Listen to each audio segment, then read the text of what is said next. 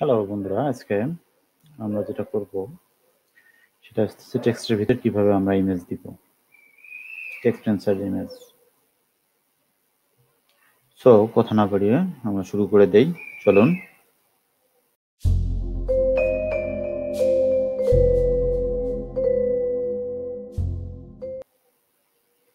আমরা একটা নতুন লেয়ার নেব। লেয়ারের সাইজটা আপনারা 1280x720 দিয়ে নিলেন। দেওয়ার পর যেটা হলো আনলক করে দিলাম। এখন যেটা করব আমরা একটা টেক্সট লিখব, TXT, জাস্ট এতটুকু লিখে রাখলাম। লিখে রেখে কন্ট্রোল টি চাপ দেব। কন্ট্রোল টি চাপ দিলে এই ধরনের চারদিকে চলে আসবে। আপনারা করবেন চাপ দেওয়ার পর শিফট চেপে শিফট চাপ দিবেন, দেওয়ার পর এটা বড় করে নেবেন। আর একটু বড় করে নিচ্ছি আমি, তাহলে আরো বড় করতে পারেন, নো প্রবলেম। যেটা হলো টেক্সটের কালার আপনারা চেঞ্জও করতে পারেন। তাহলে এখান থেকে এখানে ক্লিক করলে কালার চেঞ্জ হবে, বা উপরের এখানে ক্লিক করলে কালার চেঞ্জ হবে, এটা কোনো ব্যাপার না। তো আমরা এখন টেক্সটের কালার চেঞ্জ করতেছি না। আমরা এখন যেটা করব,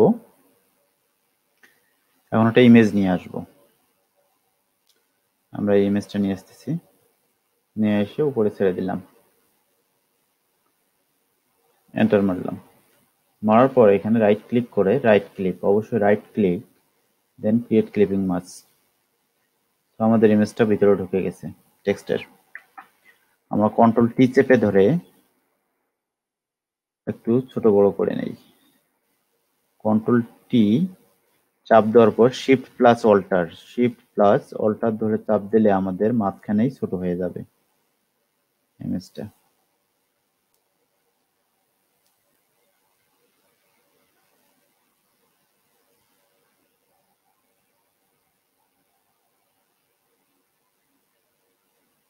দেখুন আপনারা,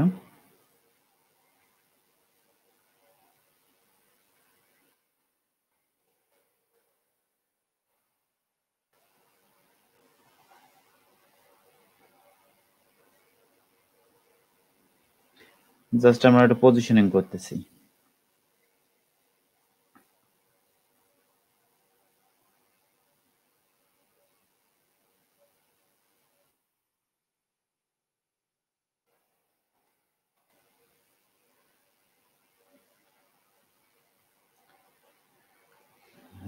এখন আমরা একটু মিলানোর জন্য টেক্সটটা একটু ছোট করে দিচ্ছি,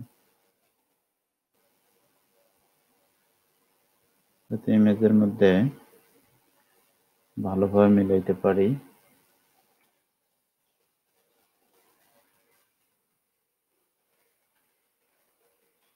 নাকের ভিতর দিয়ে ইয়ে করার জন্য।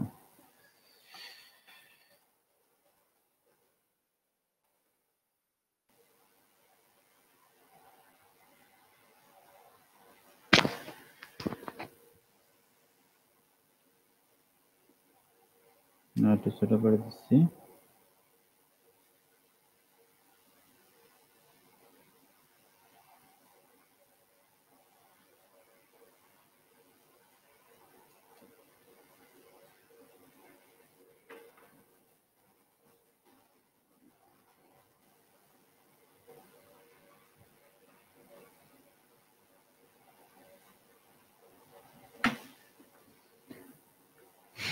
এখন যেটা করব আমরা বন্ধুরা, দেখেন, আমরা এই লেয়ারে ডাবল ক্লিক করব, অথবা রাইট ক্লিক করে ব্লেন্ডিং অপশনে যাব, দেন একটা গ্রেডিয়েন্ট দেব। আমরা গ্রেডিয়েন্টে যেটা করব, এটা রিফ্লেক্টর চুজ করব, আর যা আছে তাই থাকবে। নরমালি আমাদের সাধারণত গ্রেডিয়েন্ট এভাবেই থাকে।